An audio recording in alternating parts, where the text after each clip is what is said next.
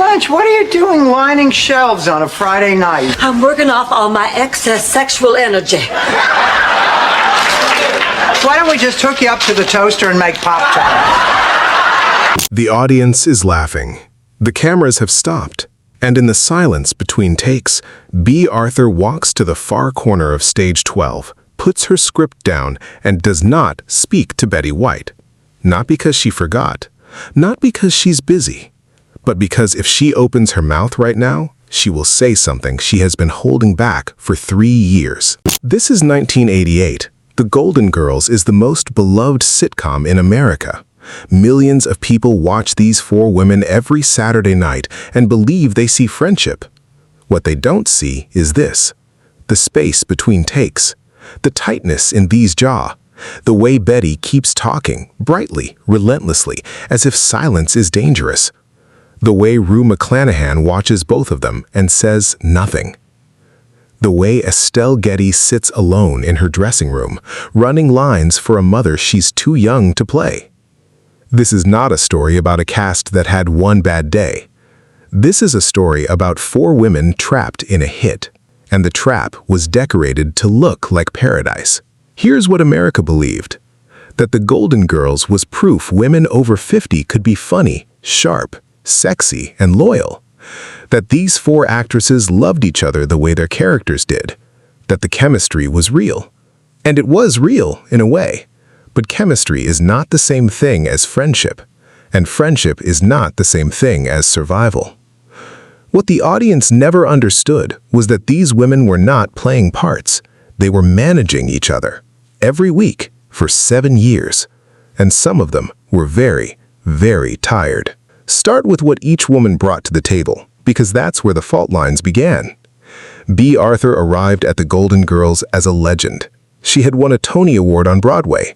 She had carried Maude, one of the most fearless sitcoms of the 1970s, for 6 seasons. She was a trained actress, actor's studio lineage, serious about craft, rhythm, and discipline. She did not improvise. She did not waste time.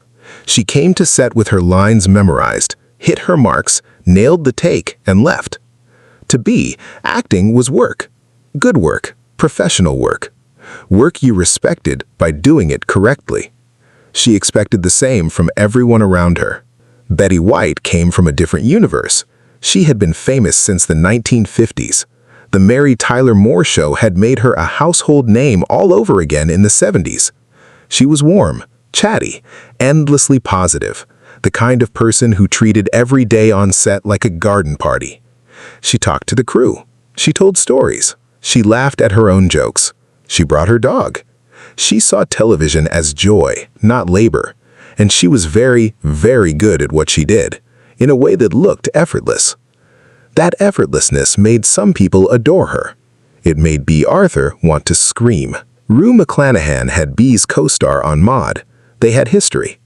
Rue understood Bea's intensity, her need for control, her belief that comedy was architecture, not accident. But Rue was also looser, flirtier, more willing to play. She had wanted to play the Blanche role, and she got it, but only after some negotiation. She knew what it was like to fight for lines, fight for laughs, fight to be seen. Rue was good at reading rooms. She could feel when tension was rising, and on the Golden Girls set, it rose often.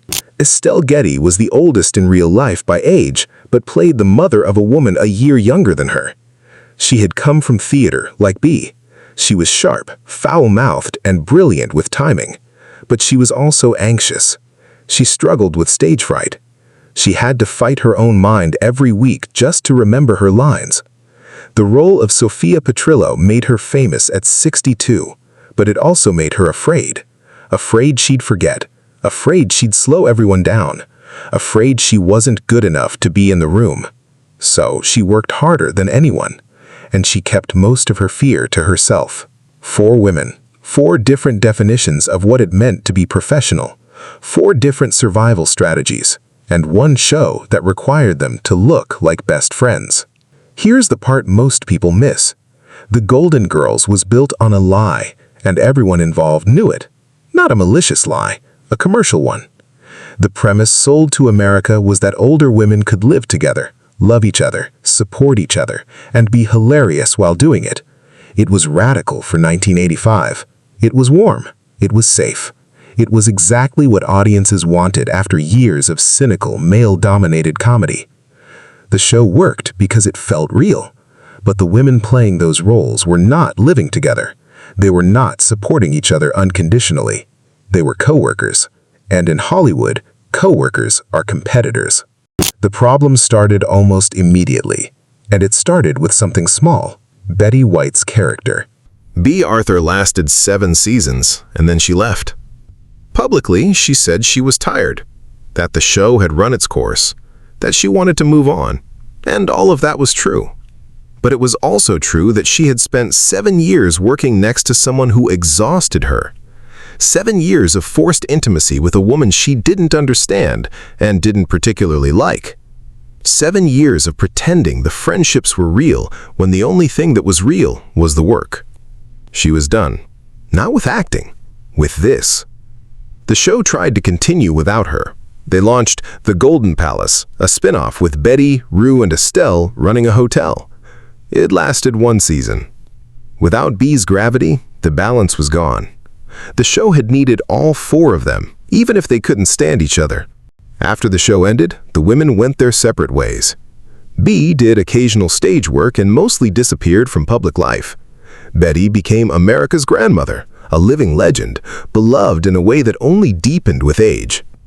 Rue wrote her memoir and did theater. Estelle struggled with dementia in her later years, the very thing she had feared on set finally catching up to her. And they barely stayed in touch. When Bea Arthur died in 2009, Betty White did not attend the funeral. She sent flowers. Later, in interviews, Betty was diplomatic.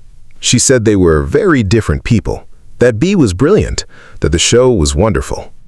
She did not say they were friends, and she did not pretend. Rue McClanahan died in 2010. Estelle Getty had died in 2008, just days before Bea. Of the 4 Golden Girls, only Betty White outlived them all. She died in 2021, at 99, still beloved, still working, still the one everyone thought they knew. But here's the truth beneath the legend. The Golden Girls was not a show about 4 friends. It was a show about 4 women pretending to be friends, performed by 4 actresses who were also pretending. And the performance was so good that it became the truth for everyone except the people living it. The audience got the warmth, the women got the work. And the work was enough to make the show a classic, but it was not enough to make them love each other.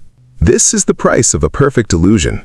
Someone has to maintain it, and maintenance is not the same as joy. The saddest part is not that they clashed. People clash. The saddest part is that they were never allowed to admit it.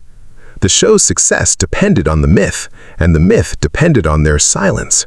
So they smiled for the cameras, hit their marks, delivered the lines, and became icons of female friendship while barely speaking to each other between takes. Go back to stage 12, back to 1988.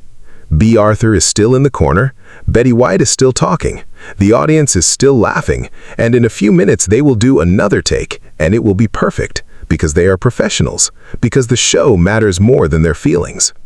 Because this is Hollywood, and in Hollywood, the lie you sell is always more valuable than the truth you live. That's why the cast of the Golden Girls clashed for decades, not because they were cruel, not because they were broken, but because they were human. And humans, when forced into intimacy they didn't choose, will always find the edges. The show asked them to be more than co-workers. It asked them to be symbols. And symbols don't get to have boundaries. They gave us the friendship. They kept the cost. Originally, Betty was supposed to play Blanche, the Southern Belle man-eater. Rue was supposed to play Rose, the sweet, naive one from Minnesota. But director Jay Sandrich made a last-minute switch. He thought it would be more interesting to cast against type. So, Betty became Rose, Rue became Blanche. And on paper, it was genius. In practice, it meant Betty White was now playing the idiot. And she was playing the idiot brilliantly. Too brilliantly. Audiences loved Rose. They loved her malapropisms, her St. Olaf stories, her innocence. And the writers noticed. So they gave Betty more of those moments, more laugh lines, more spotlight. Bea Arthur noticed too. Here's what Bea saw. A woman who talked constantly between takes, who seemed to need attention the way other people need oxygen, who now had the writer's favorite character. Bea was supposed to be the lead. Dorothy Zbornak was the center, the straight man, the moral authority. But straight men don't get as many laughs as idiots, and Bea Arthur was too smart not to know that. She had carried Maude by being sharp, loud, and right. On The Golden Girls, she was often the setup, and Betty White was often the punchline. This would have been fine if Bea and Betty liked each other. They did not. According to Rue McClanahan's memoir, Bea found Betty's perky, chatty demeanor unbearable. It wasn't just annoyance, it was deeper than that. Bea was a private person, guarded, someone who used humor as a scalpel, not a hug. Betty's relentless cheerfulness felt to Bea like a performance. And maybe it was, but it was a performance Betty had been giving for 40 years. And it had made her very, very successful. Bea didn't trust it. She didn't want to be around it, and she couldn't escape it because they worked together 6 days a week. Betty, for her part, knew Bea didn't like her, and it hurt. Betty was not faking her warmth. That was who she was. She genuinely loved people, loved sets, loved the work. She tried at first to win Bea over. She'd make jokes, she'd ask questions, she'd try to connect. And Bea would smile tightly and walk away. After a while, Betty stopped trying. She stayed friendly, but she kept her distance. And the distance between them became the emotional architecture of the set. Rue was caught in the middle. She had worked with Bea before. She respected her, but she also liked Betty. Rue's strategy was to stay out of it, to be diplomatic, to make sure her own performance stayed sharp. She had fought too hard to get Blanche. She wasn't going to let someone else's tension ruin it. But that meant watching two women she worked with every day barely speak to each other off camera. It meant living inside a performance of friendship that was only half real. Estelle, meanwhile, was dealing with her own war. She was fighting her memory, her nerves, and the constant fear that she was the weak link. She and Bea were close for a while. They were both theater people. They both took the work seriously. But Estelle's anxiety made her fragile in ways Bea didn't always have patience for. And as the show went on, even that bond frayed. The show was a massive hit. It won Emmys. It dominated ratings. It ran for 7 seasons and 180 episodes. And throughout almost all of it, Bea Arthur and Betty White barely spoke unless the cameras were on. Here's the question nobody asked at the time. Why didn't anyone fix it? The answer is simpler than it should be. Because the show worked. The tension didn't ruin the performances. If anything, it sharpened them. Bea's irritation gave Dorothy an edge. Betty's need to stay cheerful made Rose more committed to joy. Rue's awareness of the room made Blanche more observant. Estelle's anxiety made Sophia's one-liners land harder because they came from someone who had to fight to stay present. The dysfunction was invisible to the audience. And in television, if the audience doesn't see it, it doesn't matter. But it mattered to the women living it.